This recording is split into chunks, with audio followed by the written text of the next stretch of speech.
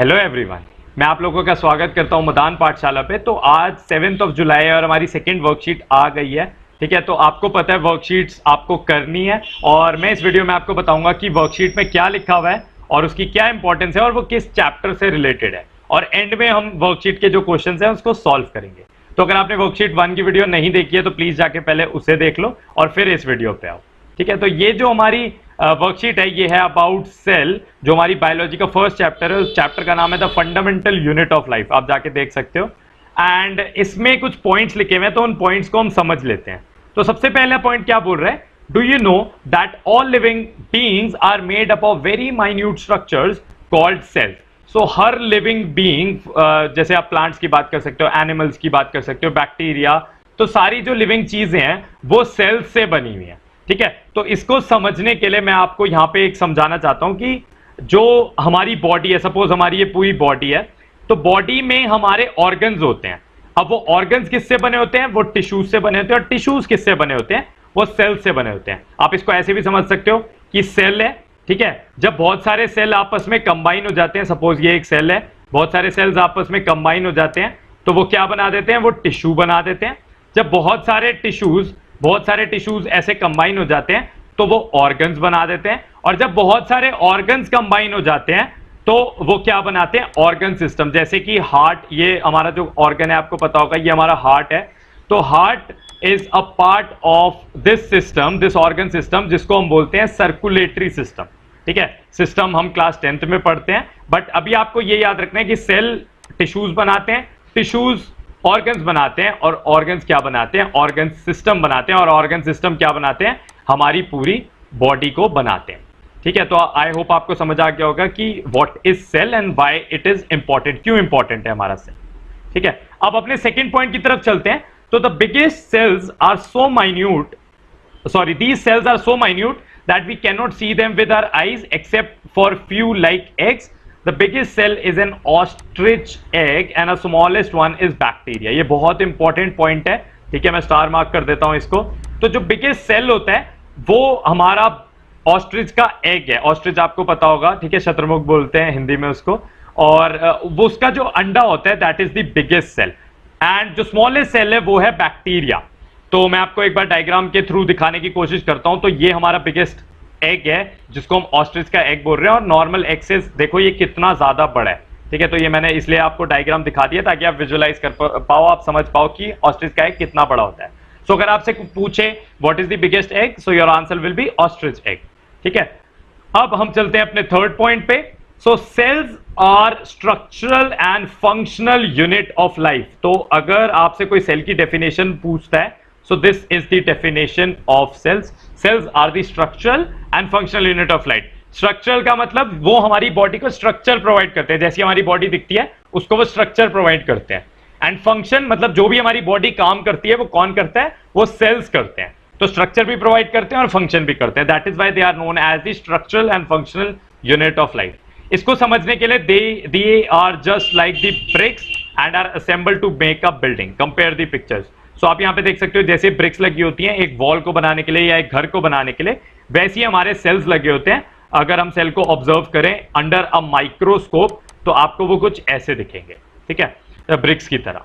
तो यहाँ पे देखो आप, तो जो हमारा पॉइंट था, सेकेंड पॉइंट, कि बैक्टीरिया जो होते हैं वो काफी छोटे होते हैं, तो स्मॉलेस्ट सेल होते हैं। तो अगर आपको वो विजुअलाइज करना है तो आप ये देख सकते हो, सपोज ये हमारा हेयर है, ठीक है, ये हमारा बाल है, उसके ऊपर अगर ये ब्लू कलर की बॉल्स लगी हुई हैं और उसके ऊपर, इन ब्लू बॉल्स के ऊपर ये येलो कलर का एक बैंड दिख रहा है, उस येलो बैंड पे जो रेड कलर का डॉट दिख रहा है वो हमारा वायरस है। ठीक है, वायरस कितना छोटा होता है, और जो ये ब्लू कलर के सर्कल, येलो कलर के सर्कल्स आपको दिख रहे हैं ये हमारा बैक्टीरिया है। तो आप सोच सकते हो कितना छोटा है, हमारा बाल इतना पतला होता है और उसके ऊपर हमारे डस्ट, जो ब्लू कलर का है वो डस्ट है, ठीक है, और जो येलो कलर का है वो बैक्टीरिया है। मतलब आपको दिखाने के लिए ये कि साइज कैसे डिफर करता है ताकि आप समझ पाओ कि बैक्टीरिया छोटा कितना छोटा होता है। So bacteria is the smallest cell and the ostrich egg is the biggest cell. So cells किसने डिस्कवर्ड किए? So cell was first discovered by Robert Hooke. So Robert Hooke एक साइंटिस्ट थे, उन्होंने सेल की डिस्कवरी की थी और 1665 में उन्होंने सेल को डिस्कवर किया था। तो ये डेट और ये नाम बहुत इंपॉर्टेंट है, एग्जाम्स में बार बार पूछा जाता है। When he found very tiny structures in thin slices of dead cock under a magnifying device, he named the structure cells. तो उन्होंने क्या किया था, उन्होंने ऑब्जर्व किया था कॉक को। मैं अभी आपको दिखा देता हूं एक बार। So he is Robert Hooke. Robert Hooke ने क्या किया था, कॉक को ऑब्जर्व किया था।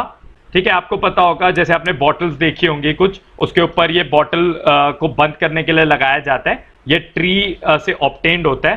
तो इसको इन्होंने ऑब्जर्व किया था and this picture is the original drawing जो रॉबर्ट हुक ने ड्रॉ की थी जब उन्होंने ऑब्जर्व किया था फर्स्ट टाइम कॉक को अंडर अ माइक्रोस्कोप। ठीक है, तो उन्होंने कॉक लिया, उसकी एक लेयर ली, उसको माइक्रोस्कोप में ऑब्जर्व किया, तो उनको ऐसे ऐसे छोटे छोटे कंपार्टमेंट्स दिखे। यहाँ पे आपको स्क्वायर स्क्वायर ऐसे कंपार्टमेंट्स दिख रहे हैं। ठीक है, तो ये उनकी ओरिजिनल ड्राइंग है और इन्होंने कंपार्टमेंट्स देखे और इन कंपार्टमेंट्स का उन्होंने नाम क्या दिया, उन्होंने इन कंपार्टमेंट को सेल बोला। ठीक है, तो यहां से नेम आया, मतलब एक रूम या एक कंपार्टमेंट, इन्होंने उनको सेल बोला। और ये कब किया उन्होंने, 1665 में। सो ही डिस्कवर्ड सेल्स। ओके, अब हमारे पास नेक्स्ट जो पॉइंट आता है हमारी वर्कशीट में, उसमें यह है the organisms which are made up of single cells are called as unicellular organisms. कुछ ऐसे ऑर्गेनिजम्स होते हैं जिसमें सिर्फ एक ही सेल होता है, एक ही सेल है, वही सब काम कर रहा है। तो ऐसे ऑर्गेनिजम्स को हम क्या बोलते हैं, यूनिसेल्युलर ऑर्गेनिजम्स। और लाइक अमीबा एंड पैरामीशियम, अगर आपको पता करना हो अमीबा पैरामीशियम क्या होता है, तो यहां पे एग्जांपल्स दिए हुए विद डायग्राम्स। तो इसमें आप देख रहे हो एक ही काइंड ऑफ सेल है जो कि सारा काम कंप्लीट कर रहा है। ठीक है, अमीबा एंड पैरामीशियम।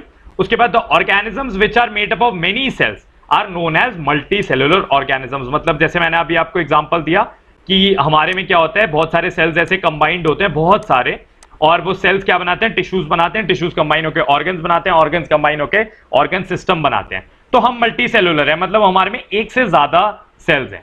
ठीक है, for example rat, man, dog, cat, कोई भी एग्जांपल आप लिख सकते हो। ठीक है, so there are many kinds of cell found in multicellular. हमारे में एक टाइप का सेल नहीं होता, हमारे में बहुत सारे टाइप के सेल होते हैं। तो यहाँ पे बहुत सारे आपको एग्जांपल दिए हैं। मसल सेल, मतलब जो हमारी मसल में सेल होता है, मसल सेल। जो हमारा फैट होता है वो होता है फैट सेल। ठीक है, जो हमारा बोन होता है वो bone cell, blood cell, nervous cell, epithelial cell. Epithelial cell क्या होता है, जो हमारी स्किन पे होता है। ठीक है, तो skin is the epithelial cell. Immune cell जो हमारे ब्लड में होता है, और सेक्स सेल्स मतलब कि जैसे स्पर्म्स और ओवम, हम इसके बारे में बाद में बात करेंगे। ठीक है, ये सारे सेल्स के बारे में हम बाद में बात करेंगे जैसे जैसे हम चैप्टर में आगे बढ़ेंगे। But these are the examples of different type of cells. तो आप ये लिख सकते हो, sex cells, muscle cell, fat cell, bone cell, ये सारे एग्जांपल्स हैं of multicellular organism. Plants में जाइलम एंड फ्लोएम होता है, तो इसके बारे में भी हम आगे के चैप्टर्स में बात करेंगे। जब हम टिश्यू चैप्टर करेंगे तो जाइलम और फ्लोएम के बारे में बात करेंगे। बस अभी के लिए आप इनका नाम याद रख सकते हो अगर कोई इनको कोई एग्जांपल में पूछता है तो। अब अपने नेक्स्ट पॉइंट पे चलते हैं, जो वर्कशीट में बॉक्स बना के लिखा हुआ है। Different organisms are made up of different type of cells. So हर ऑर्गेनिज्म में सेल सेम नहीं होते, डिफरेंट टाइप ऑफ सेल्स होते हैं।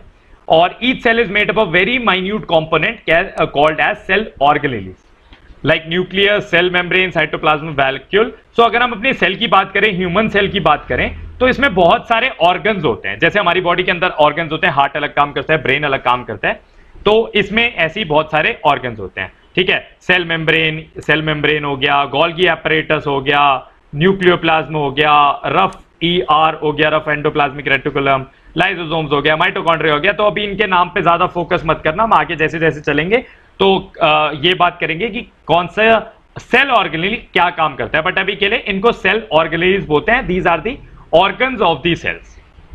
ठीक है, और cell organelle perform different function. तो जो ये सारे मैंने आपको सर्कल किए हैं, इनका सबका अलग अलग काम है। जब हम चैप्टर में आगे चलेंगे तो इन सबके कामों को हम डिस्कस करेंगे।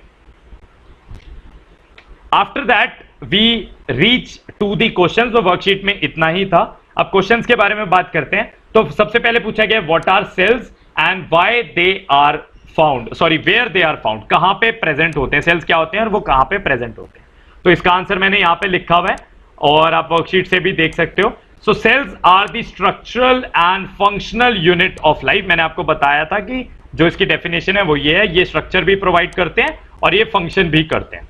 तो structural and functional unit of life, they are found in living beings. Living beings में हर जगह ये प्रेजेंट होते हैं। Every living being is made up of cells. ठीक है, तो आप वर्कशीट में भी देख सकते हो, इसका आंसर आपको मिल जाएगा, वरना ये इसका करेक्ट आंसर है। तो ये आंसर नंबर 1 होगा। अब पूछा गया है what are unicellular and multicellular organisms, तो उसके डिफरेंस पूछे गए, राइट एनी टू डिफरेंस पूछा गया था और विद एग्जांपल्स, ठीक है। तो 2 डिफरेंस पूछा गया था, मैंने यहाँ पे 3 डिफरेंस लिख दिए विद एग्जांपल ताकि आपको कोई प्रॉब्लम ना हो। तो ये हमारा आंसर 2 है। मैं समझा देता हूं, यूनिसेल्युलर में एक ही सेल होता है, multicellular are composed of more than 1 cell, ठीक है। तो ये तो बेसिक डिफरेंस है, तो लिखना जरूरी है। इसमें सिंपल बॉडी होती है, इसमें कॉम्प्लेक्स बॉडी होती है, मतलब सेल में बहुत सारी चीजें होती हैं मल्टीसेल्युलर में, और यूनिसेल्युलर में सेल में कम चीजें होती हैं। जब हम चैप्टर में आगे बात करेंगे तो इसको डिस्कस करेंगे बहुत आराम से।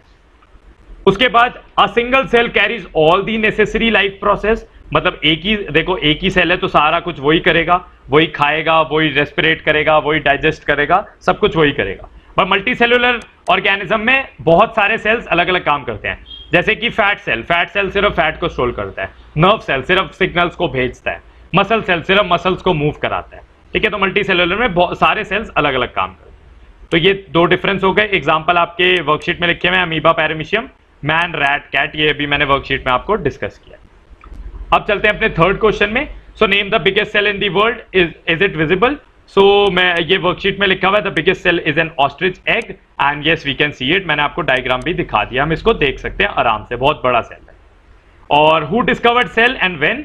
सो cells were first discovered by Robert Hooke, ये नाम बिल्कुल आपको याद रखना है, in 1665 when he found out very tiny structures in the thin piece of dead cork under a magnifying device, he named the structure cells। मैंने आपको बताया कॉक को जब उन्होंने ऑब्जर्व किया अंडर अ माइक्रोस्कोप, यहाँ पे माइक्रोस्कोप बना हुआ है आपकी वर्कशीट में, तो जब इसमें ऑब्जर्व किया तो उन्होंने देखा कि कंपार्टमेंट्स दिख रहे हैं, so he called these compartments as sales.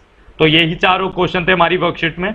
सो इसी के साथ मैं इस वीडियो को एंड करता हूं। आई होप आपको वीडियो अच्छी लगी होगी और समझ आई होगी। सो प्लीज अपने फ्रेंड्स के साथ इसको शेयर कर देना और चैनल को सब्सक्राइब कर देना अगर आपने नहीं किया है, क्योंकि मैं डेली जब जैसी वर्कशीट आती है तो उसका सॉल्यूशन डाल देता हूं, तो आपको वर्कशीट समझने में बहुत ईजी होगी। और अगर आप समझना चाहते हो, जैसे मैंने सेल ऑर्गन सिस्टम की बात करी, तो अगर आप ऑर्गन सिस्टम्स को समझना चाहते हो तो मैं 7 मिनट्स में ऑर्गन सिस्टम को समझाता हूं। मैंने एक वीडियो डाली है ह्यूमन सर्कुलेटरी सिस्टम, जिसमें हम 7 मिनट्स के अंदर पूरी ऑर्गन सिस्टम को समझ सकते हो। सो इसी के साथ ये वीडियो मैं एंड करता हूं। सो अगली वर्कशीट के साथ हम नेक्स्ट वीडियो में फिर मिलेंगे। सो बाय बाय, टेक केयर।